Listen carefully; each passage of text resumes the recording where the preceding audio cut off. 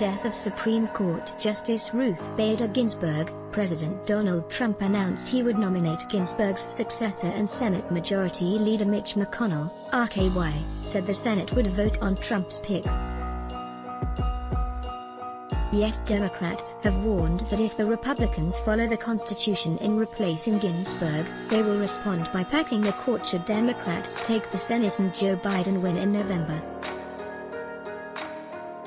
Fox News host Mark Levin rightly condemned this blackmail, warning the Democrats are following a Stalinist model. Now, what the Democrats want to do is sabotage this entire process, Levin said Sunday on Fox and Friends. He cited Dan McLaughlin's National Review article arguing that history is on Trump's side in this issue.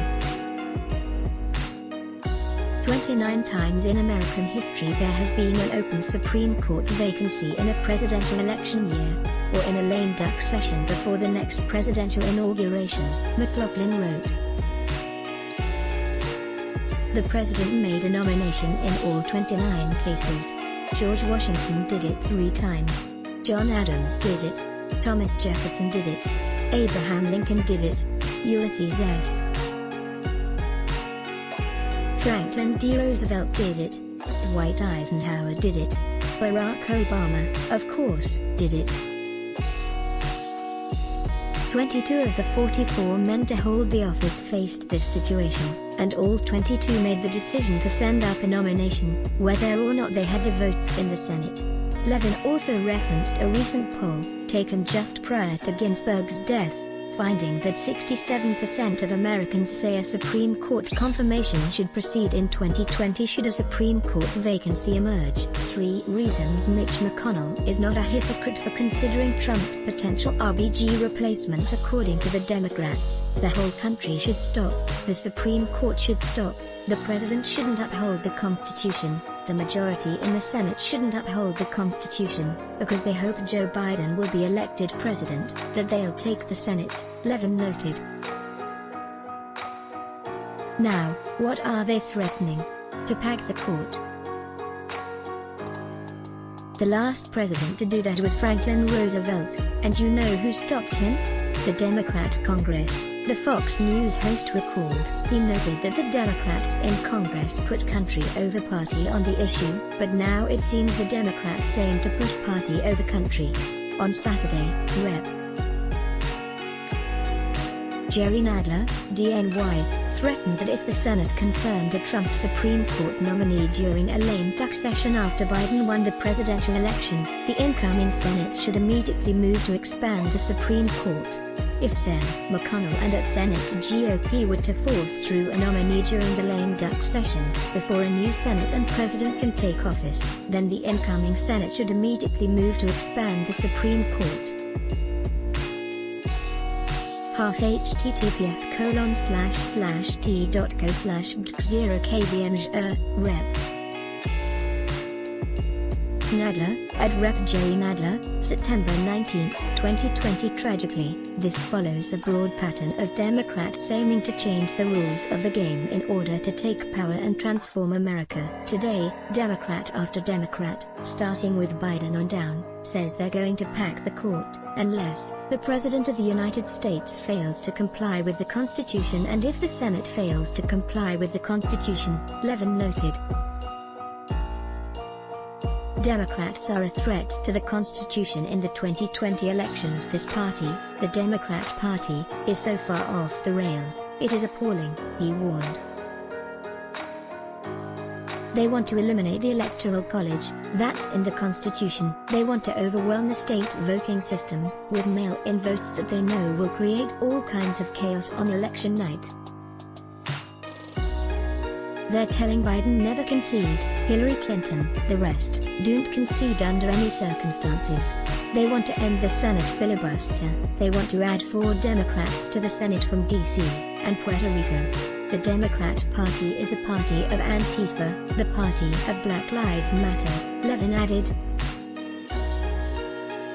You have Nancy Pelosi calling federal law enforcement stormtroopers. You had Jim Clyburn talking about federal law enforcement as Gestapo. They were silent for 3 months while lawless riots were taking place. Now they're encouraging them. So now we have a mob, and the mob has a home, and it's called the Democrat Party. Levin warned, what they have in sight is not even Donald Trump, it's our constitution. This is a party that is following a Saul Alinsky, Stalinist model. I can't put it any other way, and they are taking it into the election, the Fox News host warned. Joe Biden was the leader of the pack, destroying the nomination process, destroying the Supreme Court.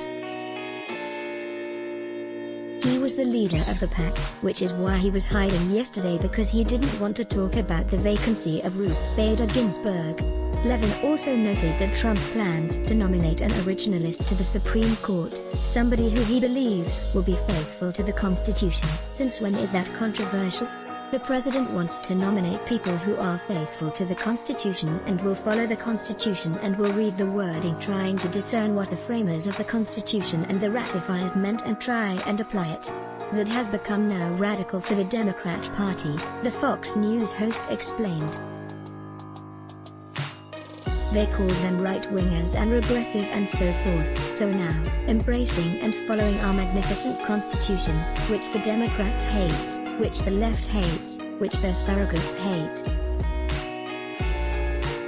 That now is considered some kind of extreme right-wing kind of thing. Indeed, it seems Democrats have become more and more intent on remaking the Constitution in their own image, altering the terms of the deal so that they can hold power without checks to their radical agenda. It reminds me of the way Southern Democrats pushed the expansion of slavery in the decade before the Civil War.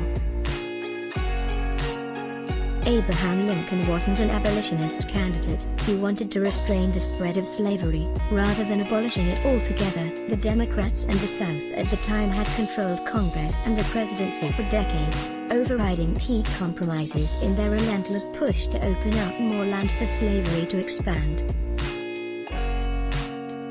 When Lincoln won in 1860, the Southern Democrats refused to accept restraints and the check on their power.